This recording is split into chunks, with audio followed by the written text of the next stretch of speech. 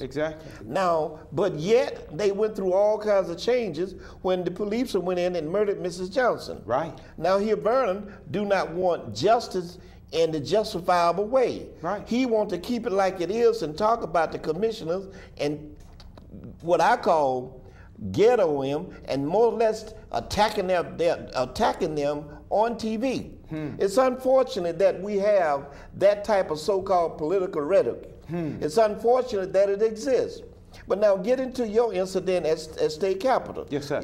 From what I was told, it could be wrong. But from what I was told, you're the first black they ever jumped on in the State Capitol. I'm not a black, though. Wait a minute, don't make me laugh, man. It hurt me. I know it hurt you. Now, I'm gonna say it again. Yes, sir. I'm not gonna take it back. No, well. You're the first black that been jumped on in the State Capitol. I got a document right here. It ain't been signed yet. Okay, it ain't been notarized. Once you get notarized and the white man free you, then it's cool. He's gonna have to set you free. So you ain't got there yet. But what you're saying is right. Right. This is actually the liberating document to finally set the captives free and identify who they are. Exactly. So now my thing is simply this. But see, the Hebrews who already got the money and the people following them say, oh, you don't need that. But in the state government, they known as Fred, Bob, Jack, and John. And to their group, they known as Abba Laba, Hooba, Hooba, Gooba, Gooba. Grand Dragon. There you go. The big kahuna. But now, you know what I think you should do? What you should do is this here.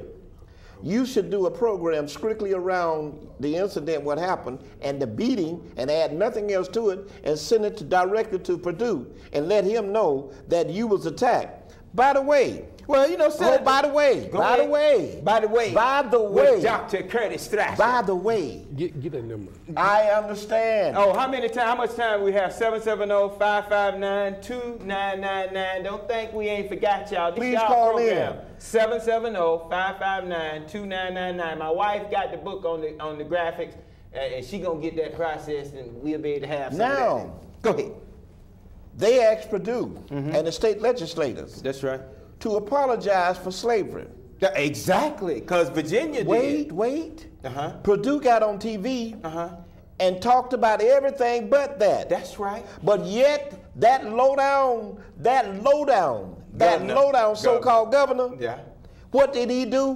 When the Klansmen, when the Ku Klux Klan wanted the flag to stay as is, a Confederacy, he did everything he could to make it law. That's right. But yet, he put black people under oppression. He had them beaten. His part of his forefather, he said that he didn't have anything to do with it, but his forefathers did. His forefather was the one who went to Monroe, Georgia, and lynched them. That's right. It was his forefather who beat us down in Alabama and hung some of us, ran the cars over some of us, and refused to say that they are wrong for slavery. And won't even apologize. I don't want his apology. I wouldn't take it if he gave it to me. You gonna tell me about I apologize and still got you in bondage, won't allow you to have a decent job, got more black as homeless, got more black kids in foster care, and legalized drugs, and you got over 1 million men in prison? I don't want his apology. And for Tyrone Brooks, you ought to give it up. You ought to go somewhere and sit down and stop begging that white man to set you free by apologizing. I don't want him to apologize to me. That's right. 770-559-2999. Mark, jump on in here. You know, one thing that I think that we really need to remember and to address is that, and it's going back to, you know, being a veteran and the things that we have to do overseas as well, is that we must realize that we can no longer go after the small man who peddled the drugs. If we really want to stop the drugs, it was said that Atlanta Airport was a drug hub. And then we know for a fact that these drugs were being brought in this country by wealthy individuals, as well as the government and the CIA and the FBI. Now, if we are not willing to go after these people, we have no right at all to mess with the local guy on the corner. This your camera right here. Matter of fact, excuse me, I'm sorry. No, go ahead. Matter of fact, if I was on the corner and if I was peddling the drugs and you couldn't go after the man who really supplied me the drugs and you're gonna chase me down, I'll kill you, won't have no remorse. because it's all about what's in the game.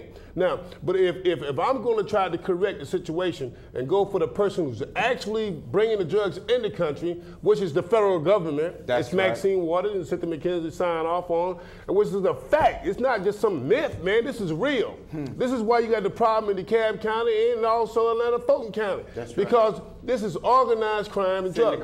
And if you're not willing to go after those people, don't ever come after me, because you'll be in for something you don't want to be in for. What you want them Prince to do? Zebekiah, no. This question. Hold on. Wait a minute. Let's jump in there. Wait a minute. Government. Hold, calm down. Prince Zebekiah, 77055. Caller, say something. Oh, you there, caller? Can you hear me? Yes. Turn him up. Turn him up. All I want to say is thank you for teaching me. That's all. That's all. Brother Gerald, how are you doing, beloved? Hey, I'm happy, but I can't do nothing but sit here and listen.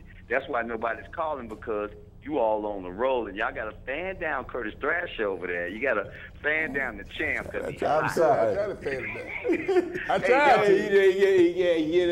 Getting in the live over here. Yeah, y'all keep talking, man. We all listening. Well, praise y'all.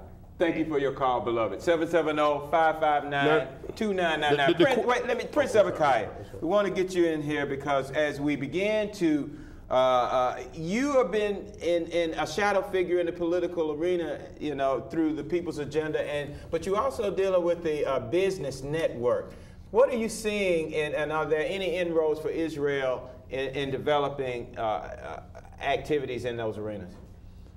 There's, awakening is an opportunity for anybody once you awaken to know who you are. Our problems in the past has been that we've had no sense of identity, therefore we had no sense of direction. But in all the things that we've been talking about, I was just sitting here thinking, we're putting our faith not in the aspect where we need to put it. Because, you see, the document that you just came up with allows you to identify you with a nation. That's right. And you're saying, well, that nation is the nation of Israel. Correct. But what we need to understand, and our people need to understand, is that the nation of Israel, right, has a relationship with, let's say, the force of all forces. Yes, sir. All right? Yes, sir. And they need to understand that when God sent Moses to Egypt, he told Pharaoh he told Moses to tell the Pharaoh to let my son go, even my firstborn. Yes, sir. Or I will destroy your son. That's right.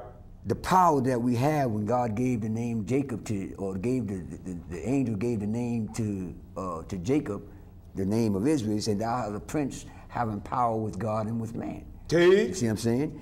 And when he did this, he also introduced to Moses to tell the children of Israel, there's a name that I gave you to call upon me. That's right. All right? And in the 6th chapter of the book of Exodus, it says, and God spoke to Moses and said unto him, I am the Lord. I appeared unto Abraham, unto Isaac, and unto Jacob as God Almighty.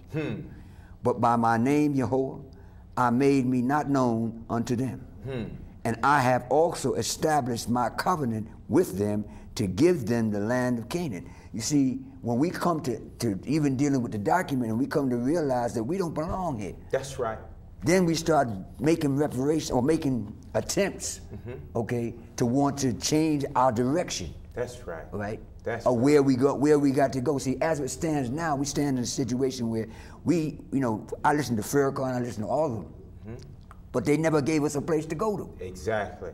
Okay? We had no identifying sense of direction or where should we go to. Right. But although our parents and the elders in ancient time, they would sing songs like, I looked over Jordan for when, what did I see? What did I see? A band of angels coming forth to carry me home. Yes, sir. You understand? So we have to identify, well, where's that home?